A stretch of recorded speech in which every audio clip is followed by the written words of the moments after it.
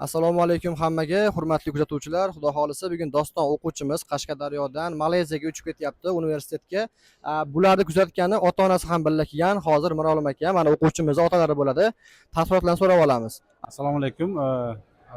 Mana Phoenix Consulting bilan birga ishladik ancha vaqt.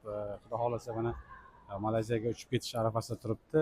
Biz bundan oldin ham boshqa bir firma bilan ishlagandik, lekin ayrim sabablarga ko'ra eplay olishmadi. Shuning uchun Phoenix Consulting bilan ishladik. Xudo xolasa bular juda ajoyib ishlar olib borishdi. Osongina universitet tanlashda, vizalarni, hujjatlarni tayyorlashda yordam berishdi.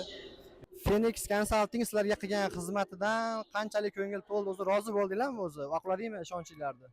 Albatta Phoenix Consulting juda gрамотно ishlashdi, hujjatlarni tayyorlashda ham bizga doimiy konsultatsiya berib turishdi. Hech qanaqangi xatolar sodir bo'lmadi. Natijada osongina Malayziya vizasiga erishdik va bugun mana kuzatib turibmiz. Nima deyman? Assalomu alaykum.